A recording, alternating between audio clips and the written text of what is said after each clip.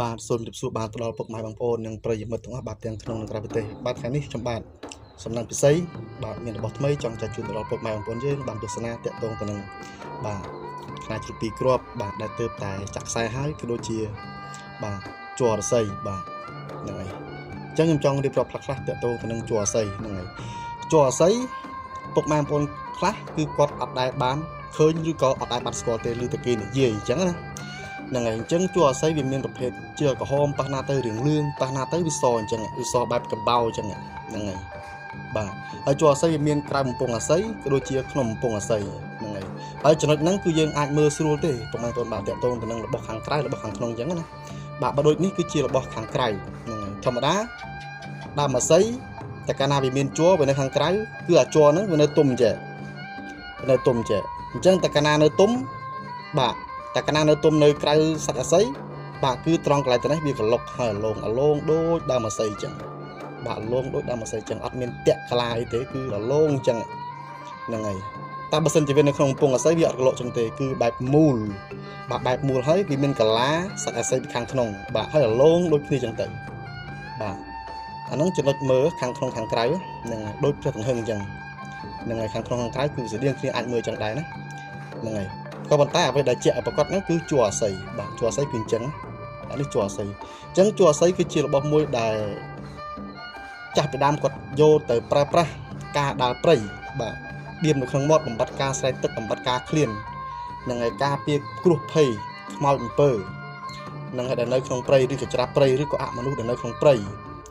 នឹងឲ្យខ្មោចព្រាយពិសានៅក្នុងព្រៃណានឹងឲ្យបាទអាហ្នឹងគឺតាក់ទងទៅនឹងការប្រើប្រាស់ទៅលើជ័រអាស័យបាទនេះជាជ័រអាស័យពិតហ្នឹងហើយពុកម៉ែបងប្អូនស្រឡាញ់អាចចែកជាទៅបានណាហ្នឹងហើយបាក់ជ័រអាស័យហ្នឹងហើយបាទហើយនេះផ្នែកពីក្របនេះគឺខ្ញុំបានធ្លាប់បង្ហាញពុកម៉ែបងប្អូនយើងម្ដងហើយបាទនេះហ្នឹងហើយបាទខ្ញុំបង្ហាញម្ដងហើយក៏ប៉ុន្តែខ្ញុំបង្ហាញម្ដងទៀតនេះគឺដោយសារតែខ្ញុំទើបនឹងចាក់ខ្សែហើយណាហ្នឹងហើយខ្ញុំទើបទៅចាក់ខ្សែហើយអញ្ចឹងពុកម៉ែបងប្អូនស្រឡាញ់ការចាក់ខ្នាយទៅលើការចាក់ខ្សែទៅលើខ្នាយហ្នឹងហើយពុកម៉ែបងប្អូនយើងអាចកំងបានឬក៏អាចចែកជាពីខ្ញុំទៅបានហ្នឹងហើយមានចាក់ខ្នាយចាក់ខ្សែទៅលើខ្នាយពីខ្ញុំស្រាប់ណាហ្នឹងហើយអាចចែកជាទៅបានហ្នឹងក៏ប៉ុន្តែរបស់ពីរនេះខ្ញុំបានដាក់ជាទេបាទហ្នឹងហើយរបស់ពីរនេះខ្ញុំបានដាក់ជាទេណាបាទហ្នឹងហើយអូមួយទៀតតកតទៅនឹងជ័រអាស័យបាទជ័រអាស័យខ្លះវាល្បេះនៅក្នុងបំពង់អញ្ចឹងបើកាលណាវាល្បេះនៅក្នុងបំពង់របស់មានជីវិតរបស់មានញៀនគឺខ្ញុំអត់ហ៊ានធានាទេពេលខ្លះវានៅក្នុងបំពង់អាស័យវាអាចនឹងតោងបាទវាអាចនឹងក្លុកទៅតាមសាច់អាស័យហើយវាអាឡងប៉ុន្តែបើសិនជាវាល្បេះវាអាចនឹង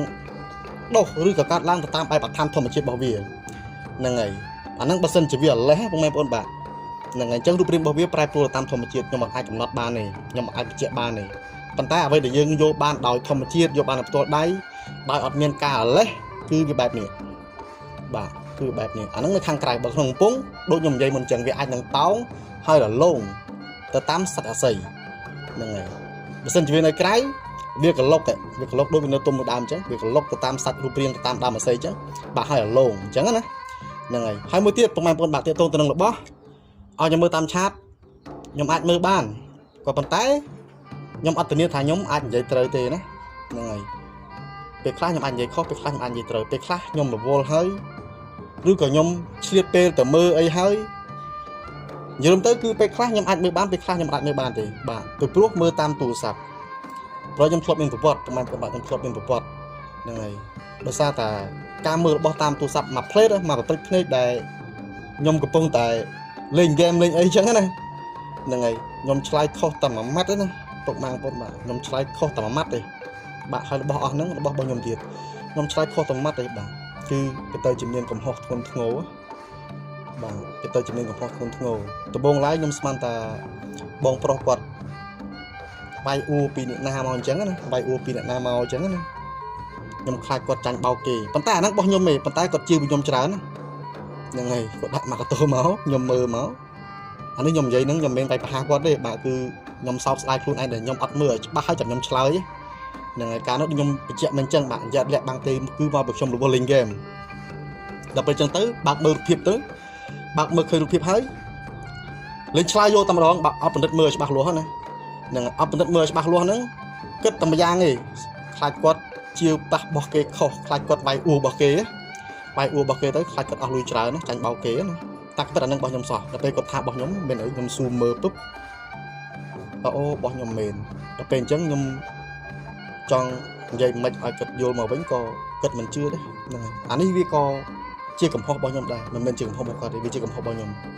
nên ngày tụi bây giờ nhom bỏ slide bẹp ná từng nhom từng kế bỏ sân nhom chỉ quát nhom có bạn tua vô đấy các bạn tua vô bàn tay ở bây giờ nhom giấy cứ nhom để dây tới cứ miếng lòng nòng lọ thì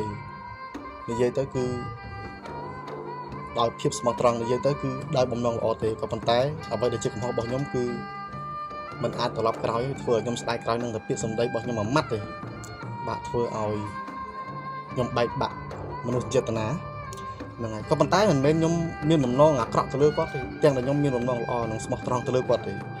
bàn tay về sau slide của mình bột bạn sau slide nhom mình cua na bàn dépมันคล้ายมันปนบาខ្ញុំមិនគួរណានិយាយជាមួយគាត់កំពុងលេងហ្គេមហើយមើលរបស់ឲ្យគាត់ហើយតែនិយាយប្រាប់គាត់អញ្ចឹងខ្ញុំបាក់និយាយឲ្យឆ្លងចិត្តហ្នឹងនិយាយរួមទៅយើងកំពុងតែលេងហ្គេមមកដល់ពេលគាត់ផ្ញើមកយើងមើលមកផ្លេតហើយយើងផ្ដោតទៅលេងវិញព្រោះខ្លាចចាញ់ហ្នឹងហើយដល់ពេលអញ្ចឹងទៅវាទៅជាកំហុសមួយឆ្លើយពេញតាវាលហ្នឹងហើយឆ្លើយពេញតាវាលទាំងដែលយើងអត់បានមើលដល់ពេលស៊ូមមើលច្បាស់គឺរបស់ខ្ញុំកាប់ពិតទៅរបស់ហ្នឹងគឺខ្ញុំមើលដឹងខ្ញុំមើលដឹងថាអូមួយណាបានមកពីណានិយាយរួមទៅ100គ្រាប់100របស់អស់ហ្នឹងខ្ញុំចាំបានសឹងថាអាចបើយើងនិយាយថា100គ្រាប់ខ្ញុំអាចចាំប្រវត្តិចាំទីតាំងចាំអ្វីបានច្រើនអាចនិយាយថា100គ្រាប់ខ្ញុំចាំបាន70គ្រាប់ទៅ60គ្រាប់ខ្ញុំអាចចាំប្រវត្តិចាំរបស់អាណាគូអាណាគូនេះបានមកពីណាហ្នឹងហើយគឺខ្ញុំអាចចាំបានច្រើនណានិយាយរួមដូចខ្ញុំនិយាយមិនអញ្ចឹងខ្ញុំមិនបានកុហកគាត់ទេក៏ប៉ុន្តែខ្ញុំវាអាឡ័យតារវល់រឿងហ្គេមមកផ្លេតហ្នឹងធ្វើឲ្យគាត់យល់ច្រឡំមកលើខ្ញុំហើយមិនអាចបកក្រោយបានអញ្ចឹងខ្ញុំក៏វាសោកស្ដាយដែរអាហ្នឹងកំហុសរបស់ខ្ញុំណានិយាយមួយបងនិយាយមួយភ្ញៀវទៅជាទៅខ្វល់រឿងហ្គេមខ្លាចចាញ់ណាហ្នឹងហើយចិត្តបាទថាអាកំហុសរបស់ខ្ញុំនេះពុកម៉ែបងប្អូនយើងអាចយកវាធ្វើជាគំរូបានណាកុំឲ្យដូចខ្ញុំហ្នឹងហើយប៉ុន្តែខ្ញុំខំបញ្យល់ប្រាប់គាត់ដែរប៉ុន្តែគាត់អត់បានយកចិត្តទុកដាក់ឬក៏ខ្លាចខលទេហ្នឹងហើយអញ្ចឹងក៏មានអីទេហ្នឹងមានតែប៉ុណ្្នឹងបាទហើយតេតងទៅនឹងវីដេអូនេះខ្ញុំបាទមានតែប៉ុណ្្នឹងទេណាពុកម៉ែបងប្អូនបាទសូមអរគុណបាទសូមជម្រាបលាបាទ